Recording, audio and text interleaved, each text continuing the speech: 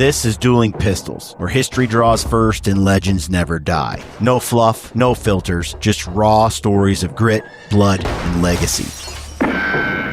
Triggered by Black Flag. After the Great Revival at Cane Ridge in Kentucky in 1801, it was reported, quote, Becca Bell is with child to one Brown. Kate Cummins also got careless and had a bastard. Patty McGuire has been whoring. Patty straight up. Okay. Patty got thrown to the bus hard. The other ones, they slipped up. Patty whore.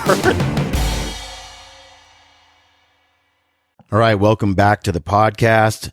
I am your host, Brian Call, and I'm joined tonight, by my brother, Brent Call. How are you, Brent? Well, thank you. Good. All right, we're getting back to the story here with Boone. We are deep into Boone's life. We're reading the book Boone, a biography written by Robert Morgan. And here we are. And where we left off last, do you recall? It was a little horrific. It was a little dark chapter there. Dark, yeah. We lost Ned. Boone. Horrifically lost Ned. It was Edward, Boone's Boone's brother. And then we also, Crawford got tortured over the fire. The white people killed a lot of pacifist Indians by clubbing them to death. Because they didn't want to use up their ammo? I guess. I mean, there's a little bit of, there was a lot of violence on both sides at this point in U.S. history. We're coming closer to the end of the Revolutionary War. We're getting there. But where we left off, Boone had become a legislator, remember? And his buddy was like, Captain Boone or whatever. And got himself caught. Yeah. So a bunch of that stuff went down. Here we are, though. We're jumping ahead now to later part in Boone's life. And it says, I'm going to start where I left off. The fury of the Indian attacks increased, and with experience, the raids were conducted with added cunning. In August of 1782, a small party of Indians attacked Hoy's station and captured 2 boys. It was a diversionary raid to draw the militia away, while the main force of Indians made their attack elsewhere. Captain Holder and a company followed the party with the kidnapped boys and were defeated on August 14, losing 4 men. Meanwhile, Boone was organizing a force from Fayette County. Holder's group returned and reported their losses, and Boone realized things had taken a very serious turn. So, that's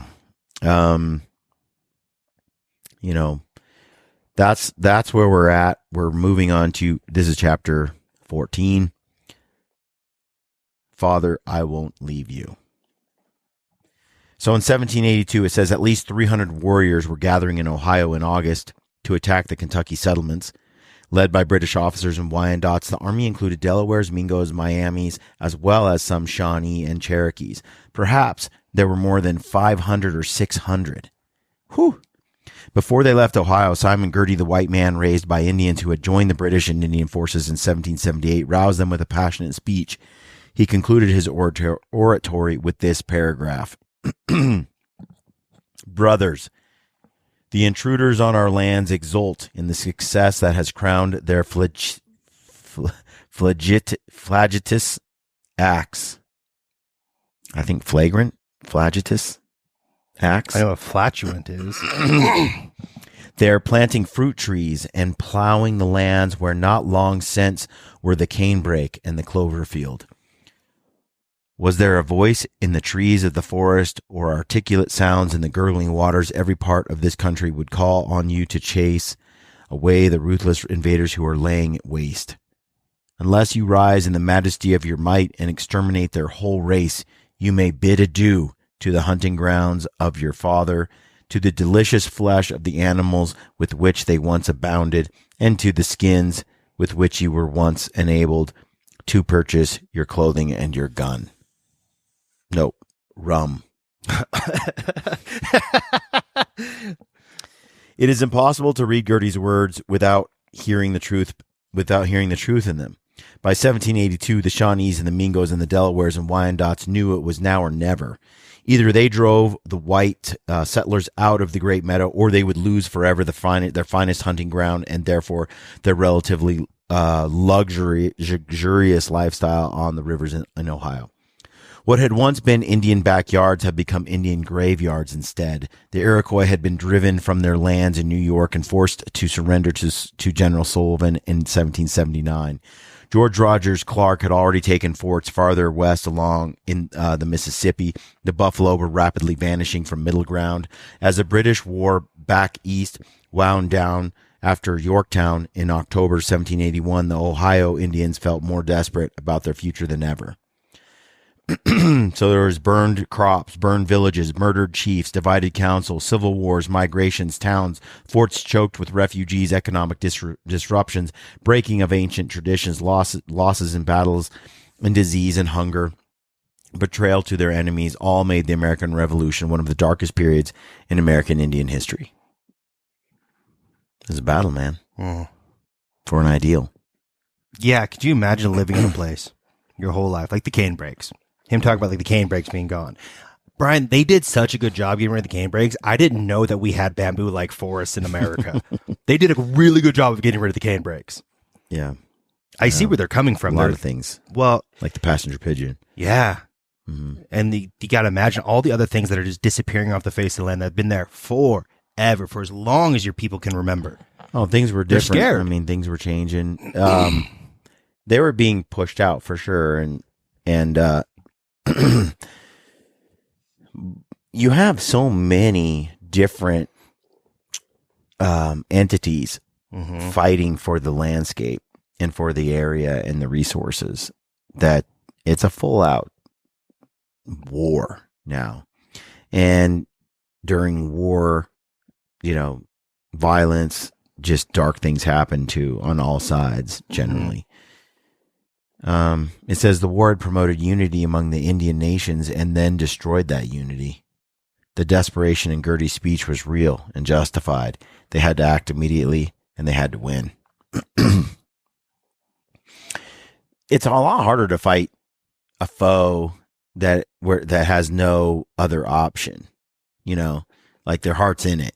It's not like they just roll up and go, I'm here for the weekend. That's one of the reasons the British, I don't think, win. Right? They leave England to come here to fight here. People that were here lived here. Their back is against the wall. There's no home to go to. There's nowhere to retreat. No, and there is no surrender without, being found treasonous against the crown. There is no going back once you tried to fight the British Empire like that. You don't want to be on the losing end of a civil war. So it says Simon Girty was one of the most controversial figures in the American frontier. Captured by Indians as a teenager in 1756, so this would be about 30 years earlier, 35 years, along with his three brothers, raised by Senecas in the western region of New York. He served as a scout and interpreter for the Americans at the beginning of the Revolution, but switched to the British side in 1778 when he was not paid the $2 a day he had been promised. Living primarily with Wyandots, he was fluent in all the Indian tongues. He befriended both Boone and Simon Kenton when they were captives of the Shawnees, back when Blackfish had him, and he was Chautauqua. But because of his leadership in raids on Kentucky and his presence at the torture of Colonel Crawford, he became a hated man on the frontier, viewed as a devil, a friend of demonic cruelty. Following his exhortations, he and his brother George helped lead the raid on Bryan Station a few miles northeast of Lexington on August 16, 1782, along with three British officers, William Caldwell, Alexander McKee, and Matthew Elliott. The attack on Bryan Station began with eerie silence. So he's over there fighting with the British. Well, there's 400 to 600 Indians and the British, or 400 to 600 folks. I didn't quite, a lot. There are a lot of Indians, a lot of British. The Indians osmosed. How do you like that word? Osmosed. The Indians osmosed through the woods in the night and early morning, took positions under cover around the fort. Osmosis. Mm-hmm. It kind of means, what it means is, you kind of absorb it. It's to absorb something through the skin. It's kind of the past tense of osmosis. Mm-hmm. Yeah. So they just sort of were absorbed through the woods, oozed through the woods quietly, and became one with the woods. The dictionary's example for this is publishing companies osmosed like amoeba into even larger conglomerations. That's a scary sentence. It says the Indians were not certain how many men were in the fort or how many had been drawn away by the diversionary raid on Hoy Station a few days earlier. With the Indians were prisoners taken 2 years before at Ruddles and Martin stations. No one is sure why the prisoners were brought along to observe the attack, but they were there. Bryan Station is always referred to as a station and not a fort because it was founded as a private settlement by the Bryan family. Remember how a station was kind of one step below was Boone Station, and then not Boone's Fort because it's like a step below, a military enterprise. It's also like a family fort instead of like a public fort. If it was Boone's my fort, family's fort this weekend. Y'all want to come? Yeah, if it was a fort, it was kind of open to anyone who needed refuge or needed the place. Gotcha. Station was kind of a local community. It had, however, grown quickly, attracting many residents. With palisade wall and fortified with blockhouses at the corners, the enclosure would fit most definitions of a fort. According to Neil O'Hammond, the fort, Bryan Station, in 1782 was said to be one of the largest in the West at 150 feet wide by 600 feet long. The 44 men inside the fort kept watch at the loopholes and shot one Indian who ventured into the opening. The settlers had not time to bring the cattle inside the stockade or to fill their water buckets at the spring. One of the springs outside the walls had been covered and could be reached by trench, but apparently the trench was unfinished or the covered spring had gone dry in the hot August weather. Most accounts describe the necessity of going outside the gate to get a supply of water. 100 acres of corn and other vegetables spread out in front of the fort. It's not good to have a fort and the water outside of it. Mm-mm. So let me get this right. There's 40 men, it says, in the fort, 40 something. And there are 400 to 600 people outside the fort. They're 10 to 1, bro. That's a bit rough. It says 2 men, Thomas Ball and Nicholas Thompson, were sent out before dawn as messengers to Lexington. Wonder if they make it. They gambled that the Indians would stay hidden and let them through rather than reveal their presence. I'm not taking that gamble. Good Lord. Sneak away like a thief in the night. They're surrounded now. Then don't go. They just rode out. It sounds like they just rode out and pretended like they didn't know all the Indians were surrounding them, hoping that the Indians wouldn't bust cover to get and give themselves away for just 2 guys. They'll get you down the road, bro. Like, you guys are not making that. Bro, it says they won that gamble. Shut up. It is possible that the whole Indian force had not arrived that early in the morning and that the Indians kept arriving and taking their positions throughout the morning. It is also possible that the full force of Indians that had crossed the Ohio never arrived at Bryan Stations, some staying near the Licking River in hopes of staging an ambush later. But no way. They got through. The settlers inside the fort were desperately in need of water, and it was decided to let the women and children and some slaves go out to the spring, as if no Indians were suspected, again pretending that they didn't know anything. Mm-hmm. Again, they gambled that the Indians would not want to give away their positions in numbers. Later accounts claimed that only white women went out to the spring, but it is likely children and slaves joined them. The survivor grandmother Tomlinson would say, It was decided to act for a while as if we did not suspect the ambuscade by the spring. I like the made-up words they have. Mm-hmm. The ambuscade by the spring. Cade? Mm-hmm. What could that possibly mean? Set up? The barricade, ambuscade. How is it spelled? Like barricade, but it says ambuscade.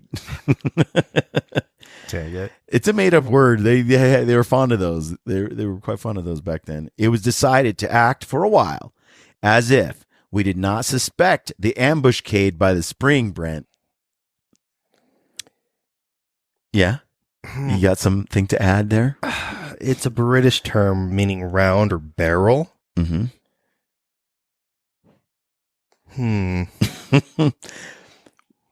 I don't like it. We were not all to go in a crowd, but string along 2 or 3 together. Before the women and children and slaves ventured outside, a prayer service was held inside the fort. Grandmother Tomlinson later told the Madison Democrat that, from that awful hour, I date my hope of heaven. The water carriers took off their moccasins and filed out through the gate, carrying every noggin and piggin available. What's a noggin and a piggin, Brent? A noggin? Led by Jemima Sudgett Johnson, the procession strolled to the spring. They saw moccasins in the brush and a hand holding a tomahawk, but pretended not to notice. We talked about a piggin before. It's kind of like those weird wooden ladles that they have, like you see people scooping up for water. And it's just like a cup with a stick on it. Yeah, and a noggin is like a bucket with a stick coming out of it with a hole, so that you can put it on like a staff or something like that and carry them. Mm-hmm. Okay, we're educational here, folks. It's like a barbell, but for water. I was going to say for ladies. It said they were not 20 steps. So it says, led by Jemima Johnson, the procession. So this is Boone's daughter. Is it? The one that's recounting this? Maybe must not be. It sounds like some old lady. Jemima Sudgett. No. That was Tomlinson. Look up Jemima Sudgett Johnson. Because she's not married yet, right? Jemima?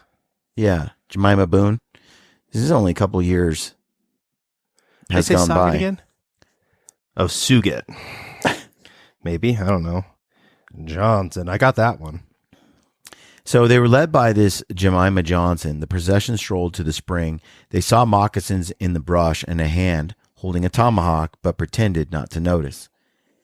They were not 20 steps from me, and I trembled so I could hardly stand. The white women and children and servants chatted as if unconcerned.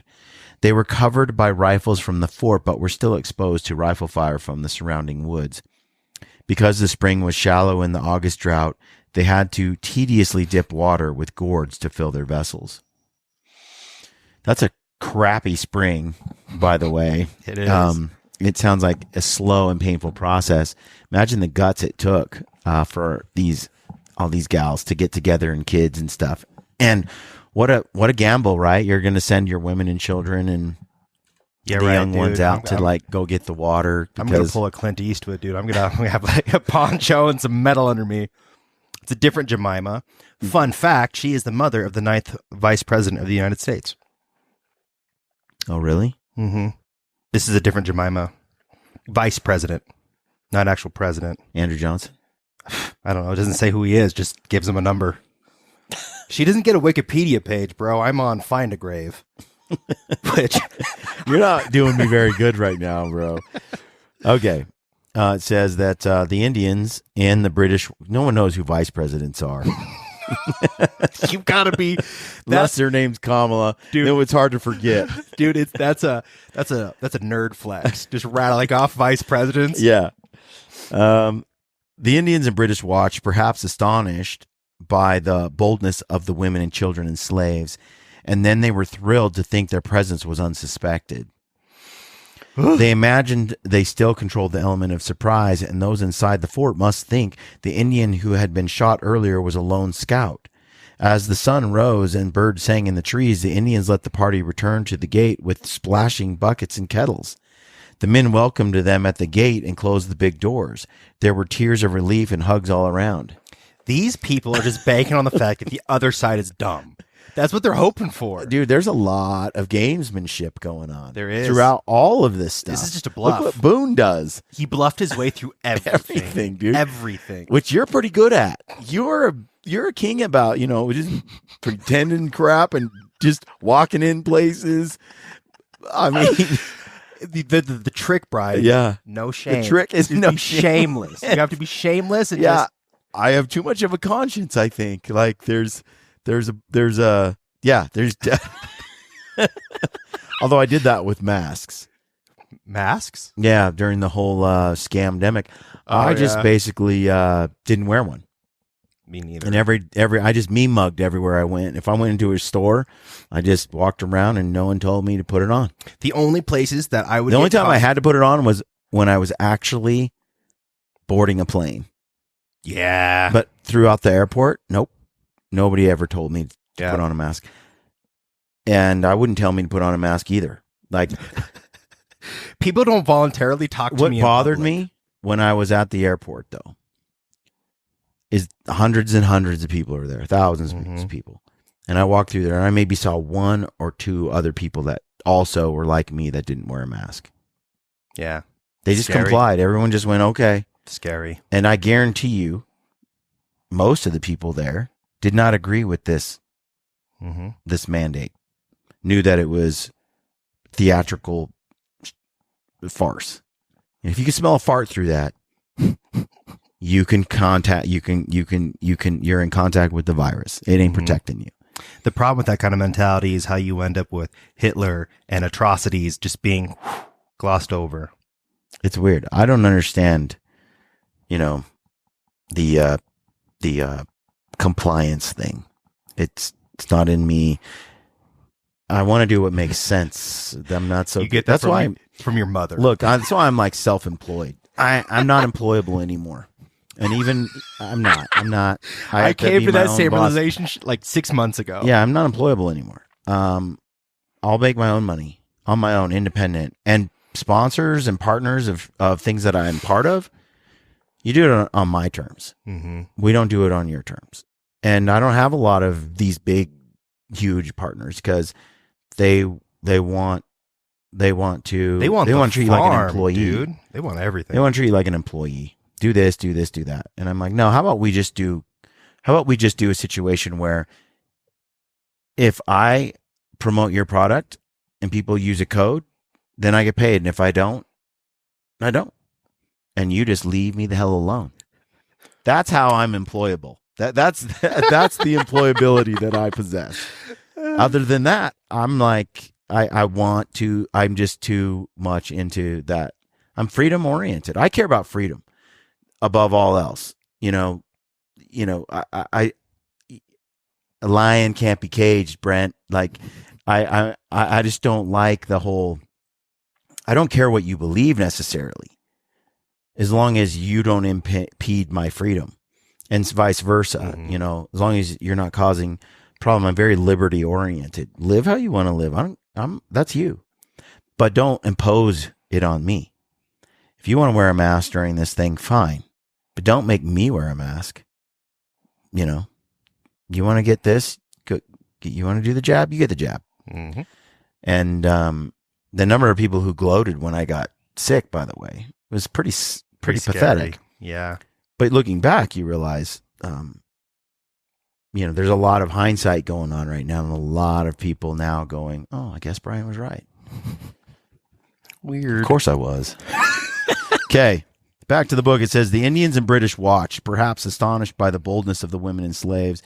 So, they're this boldly walking out there. The girls were awesome. The women just chit-chatting, prattling on, getting water and doing their whole thing, hoping they weren't ambushed, mugged, shot by Indians, murdered, raped. And then and they got it all, tons and tons of water, and walked back in. And the Indians were sitting there going, no way. Did we really trick them? We tricked them. We tricked these dumb whiteys. And so they're out there in the woods. And so here you go. This episode in the siege of Bryan Station, often retold over the years, has a resounding significance in the story of the frontier. Though overshadowed by the men in most histories of heroic action in the settlements, it can't be repeated enough that the women made it possible to claim and hold land in Kentucky and elsewhere. In the August heat, it is unlikely Bryan Station could have held out for long without the supply of fresh water brought in so boldly by the white women and children and slaves at dawn.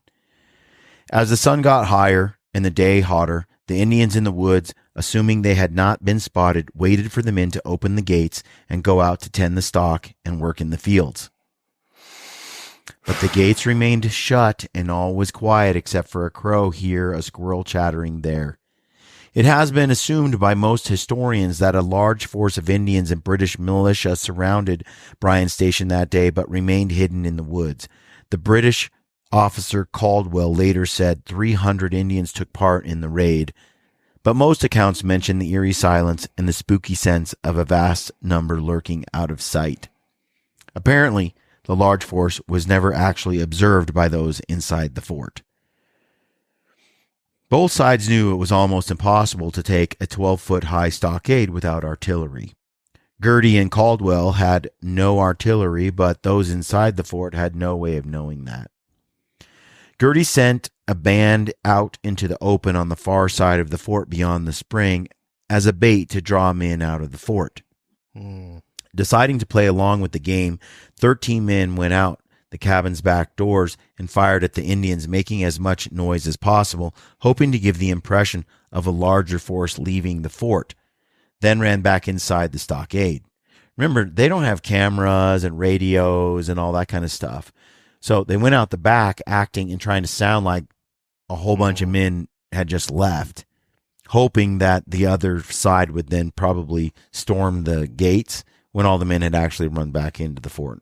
And because it would take a while for the message to make it all the way around that they didn't actually leave the fort. You know what I mean? Mm-hmm. It's hard for us to picture because we have so much tech today. But it says that trusting the garrison had been emptied, Girty ordered his forces to begin the attack, so it worked. So they ran out the back, boom, boom, boom, and made it sound like they had chased all these Indians down. Really, they all ran back into the fort and shut the doors. And then Girty thought that the whole place had been emptied and that they got tricked everyone from leaving. Now they're going to attack all the women and children still left in the fort. The clearing beside the cornfield was narrow, and Indians had to run out into the open to fire within range of the walls. Riflemen inside picked them off as they dashed into the open. A few Indians reached the fort and set the outside cabins on fire. As the Indians withdrew from the first attack, the cabins blazed in the wind, sending showers of sparks into buildings into the enclosure. The dry shingles and poles caught easily, but luckily the wind shifted and turned the showers of sparks away from the fort. Say, man, they've only got so much water. You don't want to be putting out a fire. After the first assault, those in the stockade were relieved that no sign of artillery had been revealed. If the Indians and British had artillery, they would have already used it. The firing began again and continued for hours. As Indians came out into the open to fire, a few at a time, the riflemen from the fort continued to pick them off. The settlers in Kentucky had learned a great deal about defending themselves since the siege of Boonesboro 4 years before, and there were no trees close to the fort for the Indians to hide behind.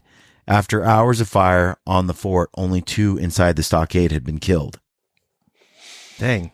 Because they could not get close enough to use torches, the Indians shot fire arrows into the stockade. If an arrow stuck in a roof and caught the shingles, a child was sent to knock the burning shingles loose.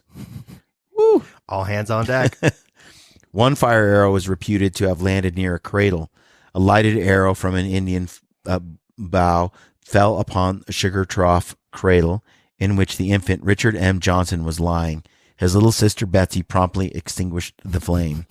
Johnson would later become a hero of the Battle of the Thames and Vice President of the United States. There you go. Richard Johnson, Vice President. Never knew him. He's got 2 names for wieners. Wow. Yeah. I guess so. That's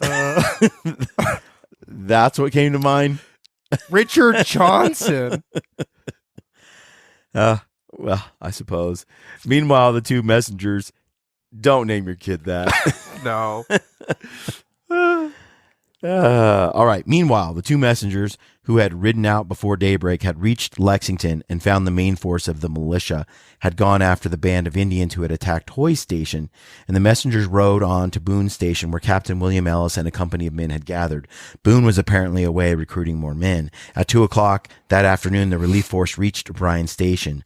The Indians had faded back into the cover of the woods. All looked peaceful when the militia arrived. It was decided that the horsemen would ride as fast as they could to the fort's gate, and Levi Todd's 30 men on foot would ease through the cornfield undercover until they were near the stockade's walls. Captain Ellis was a pious man, a frontier preacher, and whether it was prayer or sheer bravado that saved them, he and his men charged through a hail of Indian fire to the gate of the fort, which swung open for them. The considerable dust cloud kicked up by the horses' feet is also credited with protecting them, and the force of Indians firing at them may have been smaller than was assumed at the time. Go horses. They just like, let's roll. Let's just go. Levi Todd and his men on foot had come through the wide cornfield almost to the fort, but when they heard the cries of Ellis galloping troops and firing, they turned back into the corn only to confront a line of angry Indians. Had they continued as planned to the stockade, they might have run through the gate with the horsemen, but having turned back, they had to fight their way through the Indians.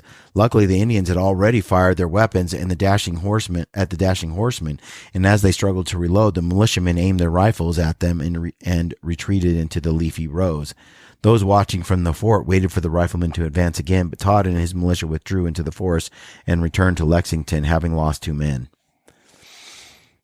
A little bit of a strategic error there, having not committed all the way to the fort, but conceding. I'm not going to hang outside the fort for 1 second longer than I absolutely have to. Mm-hmm. Conceding that the fort could not be taken now that its defense had been increased, Girty came forward and stood on a stump near the wall to offer a proposal. With an air of friendliness and courtesy, reminding those inside that he knew many personally, he offered protection and safety if they surrendered. He told them all artillery was on the way and the fort would be blown down. Among the settlers at Bryan's station was a young man named Aaron Reynolds. Like John Holder of Boonesboro, he was notorious for his profanity. With Girty threatening on his stump outside the wall, Reynolds' talents as a swearer were called upon. He climbed up inside. It's funny how they have official swears. Yeah, I was going to say there's a dedicated swear. I was going to say, like, Girty, counteroffer. My foot, your ass. Let's go. Reminds me of like the Scottish fighting the English, and they really enjoy the insults before the fight. Like that's part of the fight. Yeah. Thing. So it says he offered protection and safety if he surrendered. So then, that's what he was doing. So it says professional cursor. Yeah, the professional cursor Reynolds. He climbed up inside a chimney near the wall, and with only his head exposed above the rim, answered Girty. Victorian scholars who passed on the anecdote only give us a laundered paraphrase. Standing on stacked barrels inside the fireplace, Reynolds began by shouting to Girty that he, Reynolds, had 2 low-down dogs named Simon and Girty. Girty answered that this was too serious an occasion for malicious joking. Reynolds claimed that the Kentucky militia was on its way to Bryan's station. In one version of his remarks, he began by shouting, know you, yes, we all know you well, know Simon Girty, yes, he is the renegado, the cowardly villain, who loves to murder women and children, especially those of his own people. No, Simon Girty, yes, his father must have been a panther and his mother a wolf. I have a worthless dog that kills lambs. Instead of shooting him, I have named him Simon Girty. Those are dirty. Also, I want the unlaundered version. Oh my gosh. You know how there's no doubting that there can be eloquence within cursing. You know what I mean? You're just disappointed in the Victorian era. 100%. But Reynolds was just warming up, Brent. Here it comes. If you and your gang of murderers stay here another day, we will have your scalps drying in the sun on the roofs of these cabins. Now, that was... There you go. Okay. There you go. Reynolds yelled and swung into higher gear and said they had plenty of ammunition to beat such a son of a bitch as Gertie, and all they needed was hickories to whip the yellow hides of his Indian allies. It was said that Gertie took great offense at the levity and want of politeness of his adversary. So he wanted some formal, take me seriously discussion. And the Americans came out. And they were like, la, la, la, you smell like a pig, la, la, la, and just mocked him. Interesting. Look, man, they're not, if there's no surrender. Not really. Not. It sounds like Gertie has an ego. Yeah, for sure. And it says Captain John Craig, commander of the station, then shouted from the wall that the fort would never surrender. Gertie threatened that that the next day would prove otherwise. Aaron Reynolds turned his dog loose to attack Gertie, and Gertie retreated. He never liked that dog anyway. There was sporadic firing from both sides during the night, but the following morning the Indians were found to be gone. The woods and broken cornfields were silent. Hundreds of hogs and cattle had been killed. Outbuildings burned, including a tanning shed and a rope walk, and cornfields were laid waste. But Gertie and Caldwell and the other British and Indians were gone. Okay, I don't want to be the one that has to fact check if they're actually gone. Yeah. You know how scary that would be to have to be the ones to go out there and make sure the Indians are actually gone? You kind of want to do that, though. It's kind of you want someone to do it. I'm saying not me. In response to the raid on Bryan Station, men from Lexington, Harrodsburg, Boonesboro, and Boone Station assembled at Boone Station and headed north in pursuit of the retreating Indians.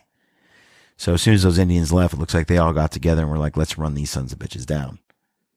Boone had been appointed lieutenant colonel of the new Fayette County militia, and he commanded 44 men from his district. Colonel John Todd of Lexington was the nominal commander of the 182 men who set out on August 17, 1782. Lieutenant Colonel Stephen Trigg of Lincoln County, blah, blah, there's a lot of names here. All these guys were leading. As was often the case with frontier militias, there seemed almost as many officers as private soldiers. Not good. And none of them had much authority over the hastily mustered and untrained ranks. The actual numbers were 25 officers and 157 enlisted men.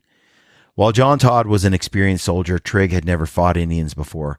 This lack of authority, experience, and recognized chain of command could prove disastrous when decisions had to be made quickly and carried out decisively. The little army arrived at Bryan Station to find the Indians had gone. In conference with the other officers, Major McGarry suggested they wait for a larger militia force, commanded by Colonel Ben Logan, to arrive. Logan was gathering upward of 500 men, and with a force that size, a decisive victory could be achieved over Gertie and the British and their Indian allies.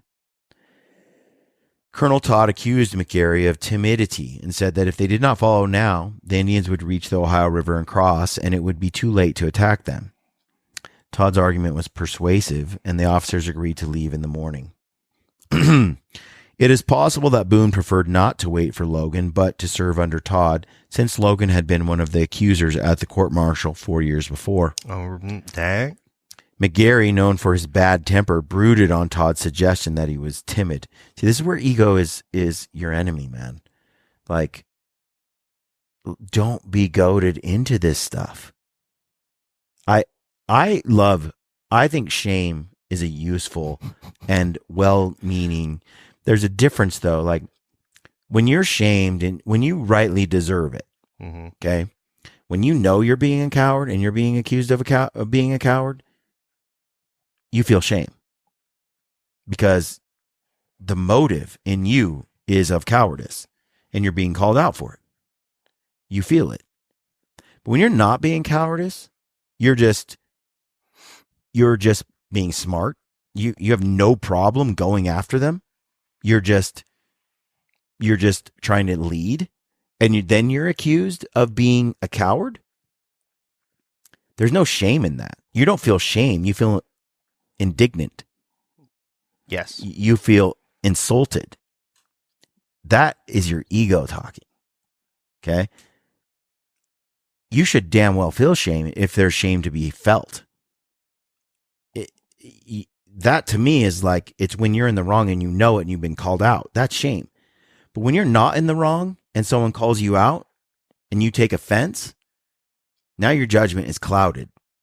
And now you respond in a way out of ego to prove a point instead of out of your own volition, your own intelligence, your own wisdom, your own judgment. So whenever something happens to me where my knee-jerk reaction is defensive or I feel insulted, that's the time to take inventory. That's your roll call moment to say, am I going to let my ego direct my path today, or am I going to stay in charge? If I'm called out for something and I rightly deserve to be called out for it because I did something shameful and I feel shame about it, then my reaction in that isn't in being indignant. It's of shame. It's very easy to simply own those mistakes. Just simply say, I used to fight like my wife would call me out because I deserved it, because I did something shameful. Mm-hmm. And when I say shameful, I'm saying like on a scale of, I said I'd take out the trash and I didn't do it. And she comes out and she's like, this is the third time you said you'd do something and you didn't do it. You know, I did my part today. How many times are you going to tell me you're going to do something and not do it? Right. And I could make up all the excuses in the world, but what I'm feeling in that moment is a bit of shame because she's right. Mm-hmm. So then I say, you're right. I'm sorry. I'll do better. And then I strive to do better. Right. If she had thrown the shame my way though, and I had taken out the trash and there was just more trash that was new, then there'd be a little bit of, resentment, a little bit of ego, a little bit of, you could take offense if you wanted to, and then you could nurture and harbor that offense. You could stroke it like a little baby, and you really grow that offense up, and you could really harbor feelings and all this kind. Or you could say, she probably didn't know. She doesn't really know what I think in my heart or what I did that day. Let me explain it to her and then move on. But here we have this problem where someone who is a leader of men who got accused, it was Colonel Todd accused McGarry of being timid. McGarry wasn't being timid, but now he's mad. Now he's known for his bad temper. So now, because he's emotional, now he's brooding on Todd's suggestion that he was afraid. Now he has something to prove to show that he wasn't afraid. It's a different emotion than shame. And it's a more dangerous one, I think. On the frontier, no suggestion could hurt a man's pride more than the hint that he was a coward. In a world where the willingness and ability to defend oneself with a gun or knife or fist could be a daily necessity, it was dangerous to be thought timid. Yeah, I was going to say, you got to know that the guy in that foxhole with you, he's going to fire back with you. Like, you got to be able to rely on that guy. The adage was that cowards did not even start out and the weak died on the way to the middle ground. Dang. Kentucky. Yeah, the cowards didn't even leave and the weak died. So that's all the more reason for McGarry to be like, hey, I'm here. Yeah. Shut up, Todd. That sounds like a Napoleon Dynamite quote. Shut up, Todd. It does.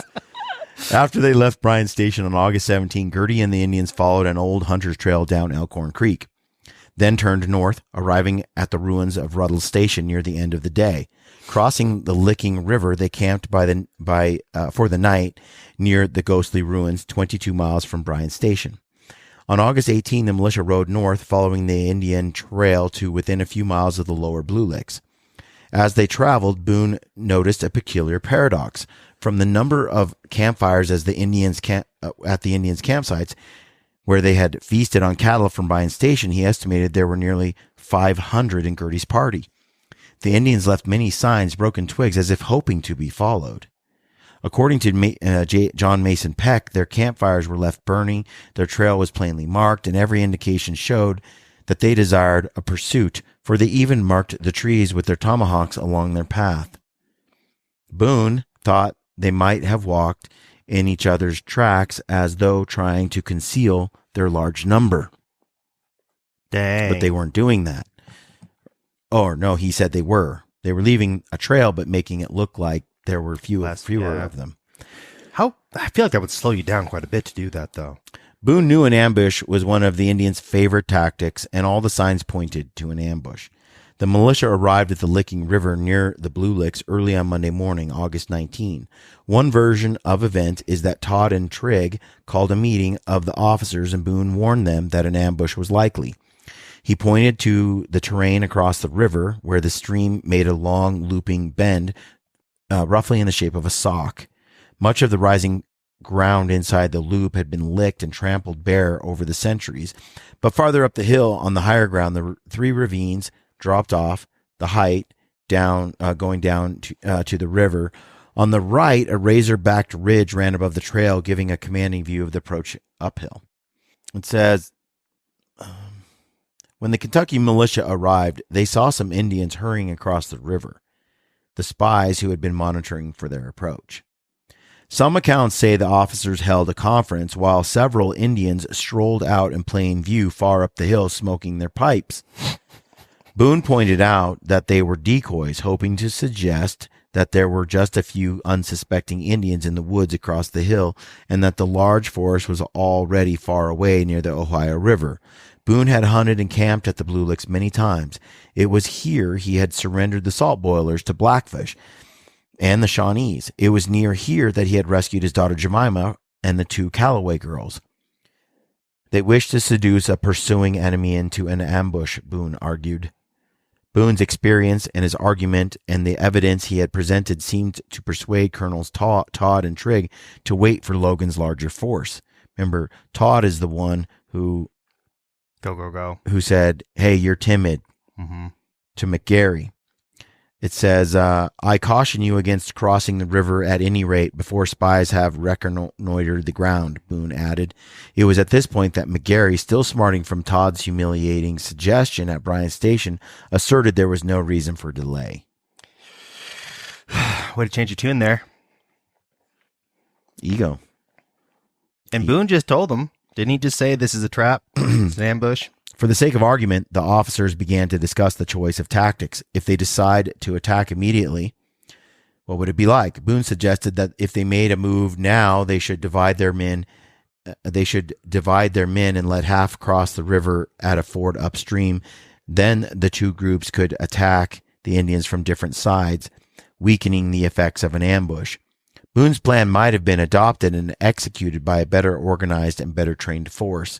Neil O'Hammond writes, another account by Boone's grandson was that Boone suggested that they only reconnoiter in the rear of Caldwell, the British officer. This would have been excellent advice to gather intelligence about the size and position of the enemy before rushing ahead. But militias rarely used complex strategies or even flanking movements. They either fired from cover of trees or rushed straight into a battle. So they're just a mob of dudes. They're not trained. They're not a trained unit. You know, they're just a mob of dudes. Two men volunteered to ride along the river looking for Indians, but they came back after a few minutes and reported they hadn't seen any. Well, that don't mean nothing. By godly, McGarry shouted, why not fight them then? And then he turned to Boone and said he had never known Daniel to be a coward before. Jeez, man. Someone needs to get punched in the mouth to stop this nonsense. No man has ever dared to call me a coward, Boone shot back.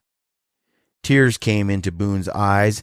He was so surprised and hurt by the accusation. His integrity and long experience with Indians seemed to count for little in the face of such anger. Boone, the man of caution, who tried to avoid bloodshed, calm in emergencies, was swept aside in an instant of fury.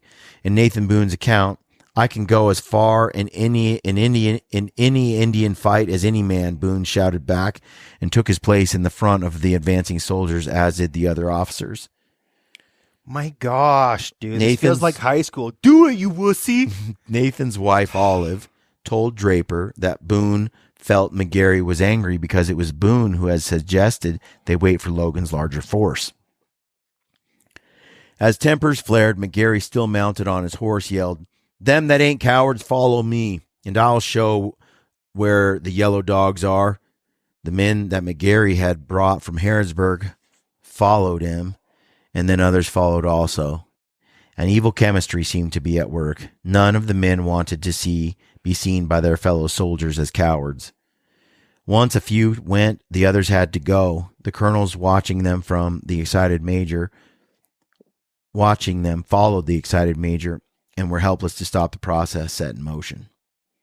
As most of the men rode their horses into the river, Todd and Trigg and Boone rode with them. It was the worst mistake of Boone's life. Some who knew him in later years said he never forgave himself for losing his temper at the Blue Licks that morning. Had he kept calm, as was his habit, he might have prevented the debacle. That he let himself be provoked by the unstable McGarry showed a weakness in his leadership and in his character. It's a bad day, too, probably. You know, like things combined, we're not always at our best. But They've again, been traveling, riding, they're tired. They don't really want to be there. Who knows? But those are all potential factors, right? Mm-hmm. It just goes back to managing ego, man. Managing ego. Do you want someone, like militarily speaking, in charge of you with a big ego? Look, the cultivation of humility is easier said than done. It's a life process. Humility is begat by gratitude. Like there has to be gratitude and thankfulness in one's heart to harbor humility. And humility is the antidote to anger. It's the antidote to ego. And when you're filled with gratitude and thankfulness, and thereby humility, it's very difficult to be roused into anger. So one of the things I think a man can do throughout their life is spend considerable time cultivating thankfulness, gratitude. And when a man can do that and he's adept at it, when you get accused of something, hated for something, accused of things you didn't do, when someone attacks you or mocks you or makes fun of you, when you take that energy and you turn it into thankfulness for where you're at, how far you've come, what you've accomplished, the blessings you've had as a young man into adulthood, the struggle, even the struggles, the obstacles in your way that you overcame, those were blessings too. Those were gifts to make you a better, stronger person so that you are where you are today. And when you see the world in that way, then you don't fall prey to ego like other men. You don't fall prey to pride like other men. And pride is the ultimate downfall of so many, more than not. And you see it everywhere we look today. Identity, narcissism, it's just pride in a mask. It's self-centeredness, focused on oneself, looking for areas where you were victimized. It's the taking offense where none was intended, putting yourself as a victim in every circumstance, looking through the lens of victimhood at your circumstance, taking no accountability for who and where you are today as a person because you've conveniently offloaded that to everything but yourself. So this is a, Boone typically didn't do this. Boone typically didn't let these things happen. And at such a crucial time to allow it to happen, McGarry there must have been a devil in the midst. There had to have been, man, because like it's out of character. He's pretty slow and methodical for the most part. Yeah. Other historians have argued that the conference of officers by the river never did occur. It was never mentioned in available records by any officers who were there, but was first described by Humphrey Marshall in his 1824 History of Kentucky. According to Neil O'Hammond, the small Kentucky army may have paused only to cross the river single file at a narrow ford. Colonel Todd's first mistake was to place his men in a position where retreat would be so difficult. His second was to advance his men across a wide open space toward an enemy concealed by trees and brush on a higher ground. I mean, think about it. You have a deep, deep river with one shallow spot for everybody to cross. And then the Indians are on the other side. And you have no retreat except that little tiny funnel on which you crossed with the horses on that narrow ford. Otherwise, you're swimming. It is deep, and you're getting swept down river into rapids or who knows what else might be there. And you probably have a full kit and some gear on you, but you're to sink. Once you go through that, it's like picture going through a little cave tunnel and then coming out the other side. Everyone has to go through this little tunnel, little cave, the whole army, and then come out the other side. And then on the other side is an army waiting to smash you against the rocks. And then everybody tries to come back through the tiny tunnel. No. Not going to work. At least this is a river. You can jump in it, but that river's still a problem. It's why you're crossing at a ford. Yeah. What time of year is this? How cold is that August. water going to be? Okay. It's August. It says late August, September. It says, and so the Indians are above them on higher ground, looking down, hidden in trees, while they're crossing the river onto a wide open field and a bank. You know, and once they get it fully across, they have the low ground, no cover. You know, all accounts agree that once across the river, the militia was divided into 3 companies. Trigg led to the right, Harlan and McGarry commanded the Lincoln County men in the middle, and Boone led his men from Fayette County on the left. The company included a number of his relatives, cousins, and nephews, as well as his son Israel. According to Levi Todd's letter to his brother Robert, written August 26, 1782, 1 week after the battle, all the men in the militia rode their horses across the river. Still mounted, they crossed almost 3/4 of a mile of open ground sloping upward inside the loop of the river. We rode up within 60 yards, dismounted, gave and sustained a heavy and general fire. Apparently, the Kentuckians did not get off their horses until they were within shooting range of the Indians hidden in the ravines and timber on the ridges. Once on foot, the 3 companies stretched out across the terrain in a long line, holding their rifles ready and advancing toward the brush and scattered trees. About 24 men, led by Major Harlan, did not dismount, but rushed forward ahead of the middle company, perhaps to probe the enemy's positions. Those riders took the first fire, and all but 2 were killed. Dang. If you're going to ride into a 500 Indians in cover, yeah, all but 2 are going to die, at least, if not all. So 10 men die, 2 are still alive on their horse. It is a peculiar fact that that in most battles, each participant remembers events in a different way. The reason is that in the heat of action, each sees his part of the field and never has the leisure to survey the whole. Frightened, excited, disoriented, a soldier may have a particular impression that is often a distortion. The Battle of the Blue Licks was no exception. Every man who was there and survived told a somewhat different version of events. The battle, once it began, unfolded quick as the flash and the crash of lightning followed by thunder, and was over so soon many were not sure exactly what had happened. If you think of it as like a football game, you know, they snap the football and then boom, everything goes out. A lot of people don't know what happened. They were doing their part on the field, but they don't actually know what happened over there. And it happens fast. And without some high level overview or ability to see, you're kind of like lost. And that's just a kind of a microcosm example. Another example would be when we hunt and we film the hunts, we have, we often remember a totally different set of events that happens. So Lampers will have something go down and I'll see it and he'll see it. And both of us, I've done this with Brad too. And you step back and you go, wait a minute, I'm blown away because what's happening here? We both had a totally different idea of how that elk came in and when the shot went off and how it unfolded. We're both wrong. We play back the video and we're like, oh, some bear hunts have done that to us too. Mm-hmm. We didn't even know we got charged by a bear that was standing 30 yards from us until I got home and looked at the camera and I was holding it to the side while I was filming Ryan over here. And a big old bear that we were after had come up and stood there and checked us out within 30 yards. And we had no idea until I got home. That's so scary. That was disturbing.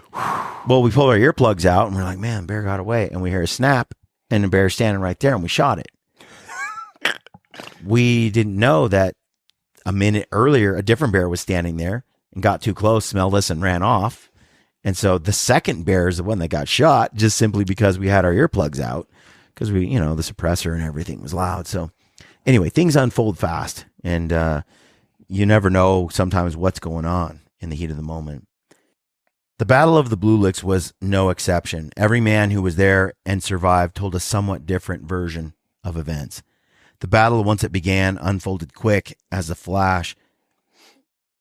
The battle, once it began, unfolded quick as the flash and crash of lightning, followed by thunder, and was over so soon, many were not sure exactly what had happened. But it doesn't end well. Gonna have to leave you hanging. Brent, gonna have to leave you hanging. We are out of time. So we're coming upon our last episode of this series, though. I have a little bit more that I want to share from the book. Like I said, if you're interested in the whole story, I highly recommend getting the book, audiobook, or the written version, Boone, a biography written by Robert Morgan. There's lots of sections we have skipped over, and I'm going to wrap this. I think our next episode will be our last episode of the series. And I hope you guys have enjoyed it so far. I highly recommend you support the author, Robert Morgan. Incredible book. And go check out the other books that he has written. We're going to resume the rest of the story and then kind of give you a summary of Boone's life legacy in the next episode.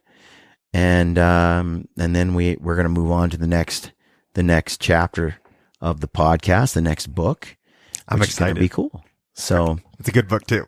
Anyway, that's where we're at. Thank you for supporting the show. Thank you for tuning in. Like and subscribe to the channel. As always, leave us a comment in the comments section. We always try to respond there and engage with the audience there. And we appreciate you. Thanks for tuning in, and we'll catch you on the next one. All right, folks, I hope you're enjoying the Dueling Pistols podcast. If you like it, do us a favor and share it with a friend. Help us get this thing to grow a little bit bigger. Tell your dad, your mom, your brother, your sister, your buddy, your uncle. Go to your grandpa. Hit select all, send. Just sell it. Just share it with a friend of yours, somebody, and help us spread the word about the show. Thanks for supporting us.